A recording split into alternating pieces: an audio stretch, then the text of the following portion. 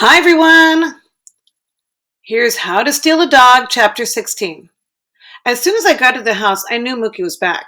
First, I saw his bicycle propped against the bushes on the side. Then I caught a whiff of something cooking. He looked up when I came around the corner. "Hey there," he said. "Hey." I went straight over to Willie and gave him a bacon I'd brought. "I'm glad you brought that," Mookie said, "'cause he's been eyeing my Hoover gravy like he's going to eat it all, and then me too." I squinted in I squinted into the pan. Mookie held over the fire in the ring of rocks. A pale gray liquid bubbled and smoked in the pan. "What is that?" I said. "Hoover gravy," Mookie said. "Want some?" "No, thanks." I watched him dip a slice of bread into the watery liquid and eat it. Yuck. "Where's Toby?" Mookie said. "Doing his homework with my mom." "Ain't you got homework?" I sat on the steps and pulled Willie into my lap. "A little." I picked some burrs out of Willie's fur. "But I don't need help like Toby. He's not very smart." Mookie sopped up another piece of bread in the watery gravy. "Smart ain't got a thing to do with school," he said. "I never went past 6th grade myself." He ate a soggy bread, then added, "And I'm pretty smart." He licked his fingers. "Besides," he said, "if you ask me, school's about as useful as a trapdoor on a canoe." "You can't get a job if you don't go to school," I said. "Says who?" "Says everybody." "I work every day of my life," he said. "Where?" "Everywhere." "Like where?" I said. "Everywhere," he repeated. I frowned down at Willie and ran my fingers through his velvety fur on his nose.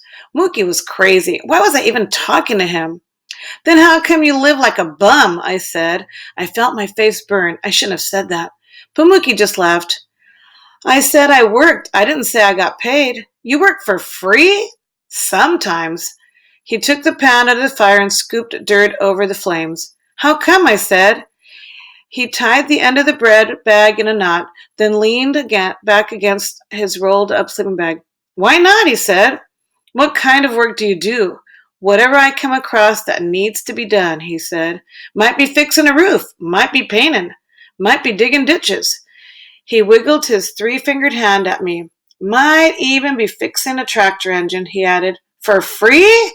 "Sometimes yes, sometimes no." He took a toothpick out of his shirt pocket and stuck it in the corner of his mouth. "But why would you do stuff for free?" "'Cause sometimes people need stuff done more than I need money," he said. Then that sounded crazy, but I didn't say so. It looked to me like he could use some money. Mookie took his baseball hat off and scratched his fuzzy gray hair. "Besides," he said, "I got a motto. You want to hear it?" I shrugged. "Sometimes the trail you leave behind you is more important than the path ahead of you."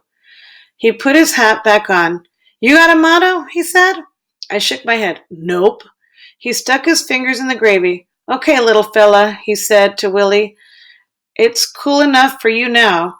He slid the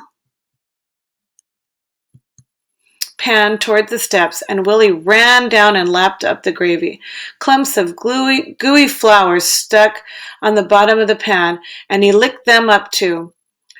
Then Mookie took me by surprise when he said, "Ain't your mama found you a new place to live yet?" "Not yet," I said, "but she's working on it." "You know, I saw the strangest thing today," Mookie said. "I saw a little old sign with a dog looked just like yours." I swear, when he said that, my heart sank straight down to my feet. "Like Willie?" Mookie nodded. "Yep." I couldn't even look at Mookie. "And you know what was even stranger?" he said. I swallowed hard and made myself say, "What?" "That dog's name was Willie, too." Mookie grinned at me, flashing his gold tooth of his. "Ain't that something?"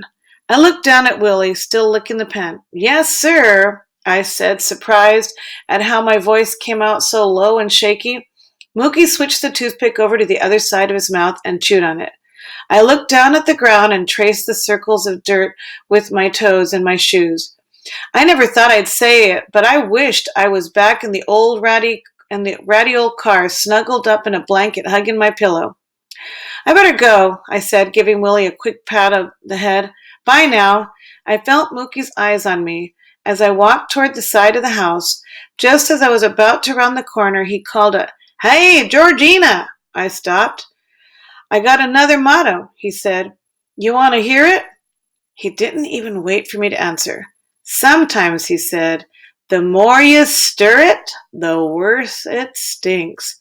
I turned and hurried up the path to the road. When I got back to the car, I took my purple notebook. I slouched down and propped my feet up on the dashboard, and I opened to How to Steal a Dog. April 25th, I wrote Step 7. I stared out the window, tapping the pencil against my teeth. I looked down at the paper and wrote, Remember. I looked out the window again and then back at the paper. I drew a box under the word Remember. Inside the box, I wrote, Sometimes the more you stir it, the worse it stinks. Then I closed my notebook, climbed into the back seat, hugged my pillow, and waited for Mama and Toby. Have a great week.